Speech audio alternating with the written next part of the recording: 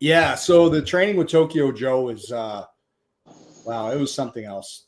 I think it started at about 8 or 9 in the morning, and we go for about 4 or 5 hours. And you weren't allowed to eat before. You actually couldn't really eat before because you throw up. So Joe was very sumo based, old school. He didn't care who my father was or family was, and if you were late, which I'm habitually late from. My family's always late for everything.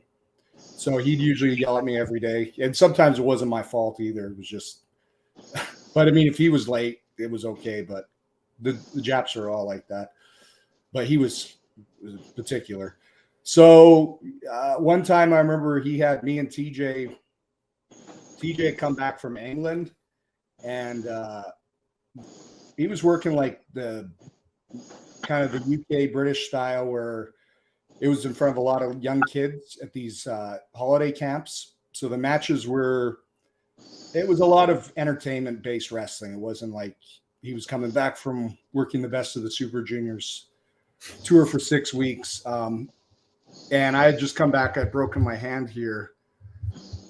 Then I was out for about 3 months. So I was weight training. That we had, I think, 3 weeks before we were going on a Japan trip together. And Joe, first day, he says, no, we'll just build up your conditioning the first week. And we went, yeah, we know how this is going to go. He always says that. And then he says, we'll just do a little bit in the ring. And then we go in the ring. And so that first day, he made us wrestle in the ring for 2.5 hours straight. No bathroom breaks. We do our finish. He'd tell us to keep going 5 more minutes, yell at us, tell us why we were the shits, why we've repeated the same move 3 times. And I'm like, Joe, we've been in the ring for 2 hours over now. And I had a really long nap after that. So it was, I've never wrestled for 2.5 hours straight, and nor do I want to ever again like that. That was something else. Sayama's gym was cool. It was more laid back because it was a private class, so it wasn't. And I would just go there when I had time in between my tours. And luckily, it was in Tokyo, so it was just a train ride away.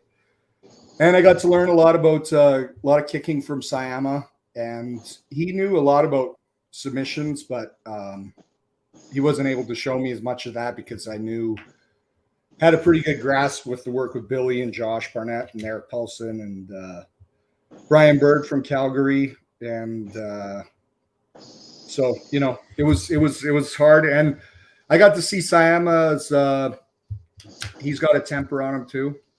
I could see those eyes light up when he get like super mad, and then he would calm right down. But I heard he's one to hit you with the stick, and there's YouTube footage of him giving his students, we'll just say, showing them his way of showing his love. Put it that way. So now is that Satoru Sayama, Tiger Mask? Yeah, the original. Yeah, he actually founded Shuto, where Eric Paulson was a world champion.